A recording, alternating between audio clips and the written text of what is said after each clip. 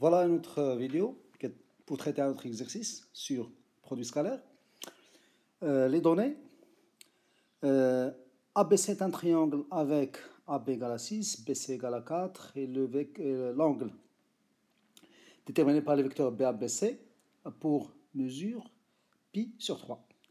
Calculer BA scalaire BC.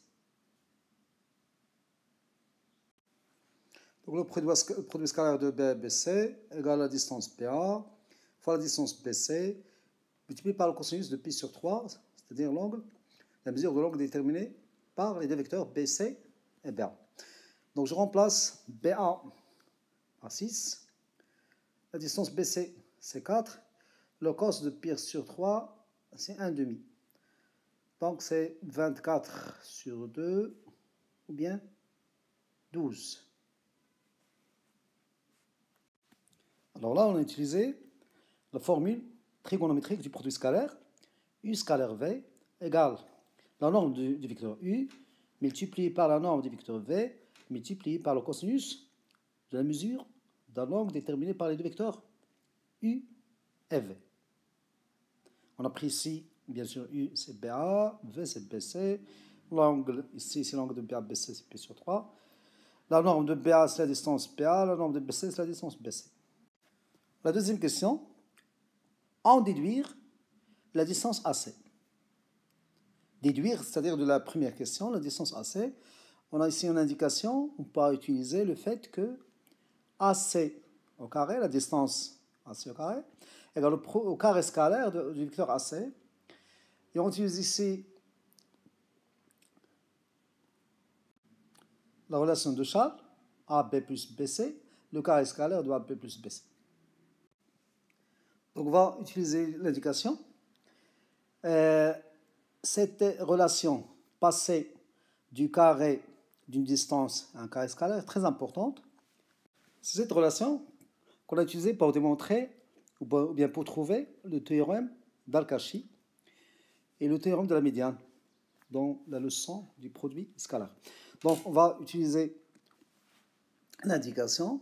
Donc le vecteur AC, je l'écris sous forme d'une somme AB plus BC.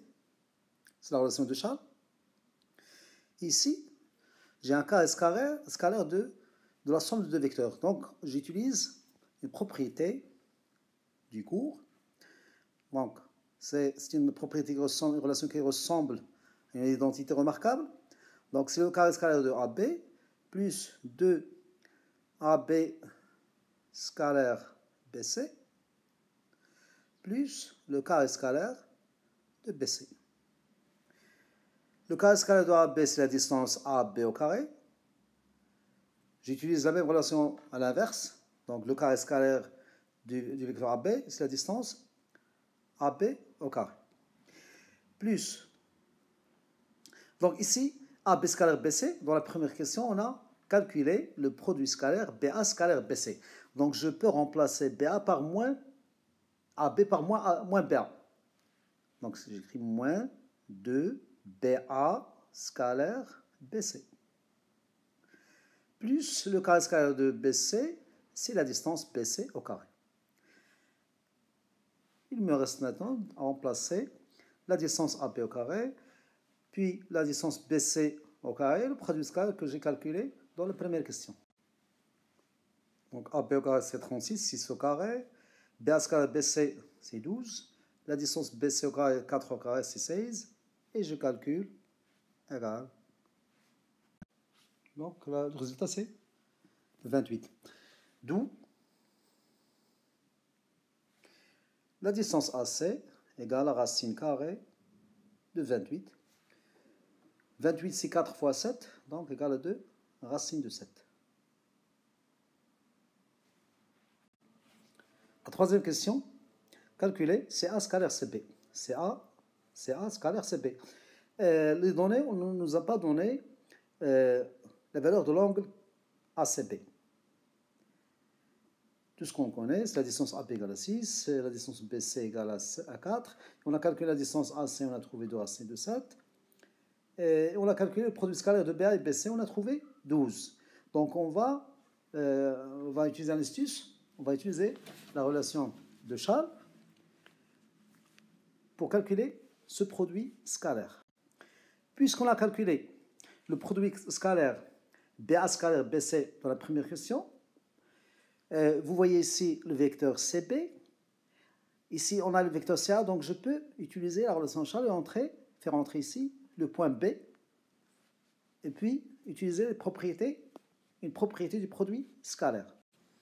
Donc le vecteur CA, je l'écris CB plus BA, scalaire CB, est égal CB scalaire CB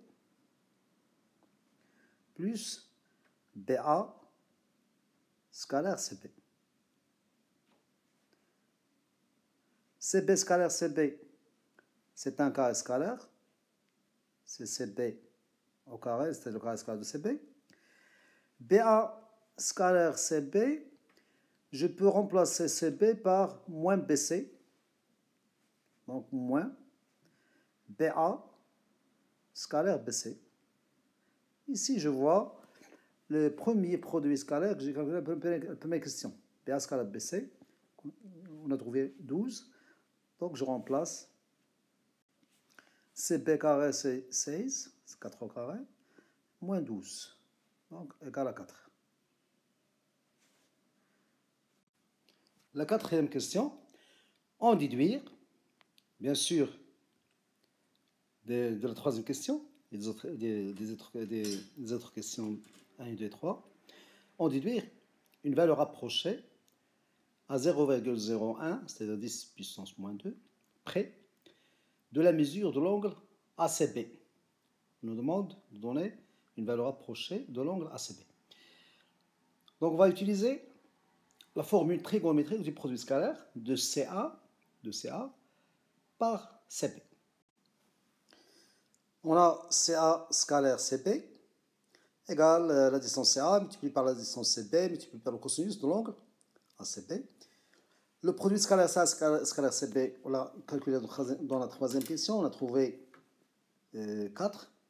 Les distances CA et CB, la CA on a trouvé 2 racines de 7. La distance CB égale à 4. Donc d'ici, je peux déduire le cosinus de l'angle ACB. D'où le cos de ACB égale le produit scalaire de CA et CB divisé par la distance CA multiplié par la distance CP. Donc égale 4 sur 2 racines de 7 multiplié par 4. Okay, la distance CP. Donc je simplifie par 4. Donc il me reste 1 sur 2 racines de 7. Donc le cosinus de l'angle ACB égale à 1 sur 2 racine de 7. Pour trouver une valeur approchée de l'angle ACB, on va utiliser la calculatrice scientifique. Il y a une touche cos moins 1 que vous pouvez trouver dans votre calculatrice. Donc pour calculer, ou trouver une valeur approchée de l'angle ACB, on utilise la touche cos moins 1, donc calculatrice. Si cos de ACB égale 1 sur 2 racine de 7, alors l'angle ACB égale cos moins 1 de 1 sur 2 racine de 7. Et on trouve à peu près 79 degrés.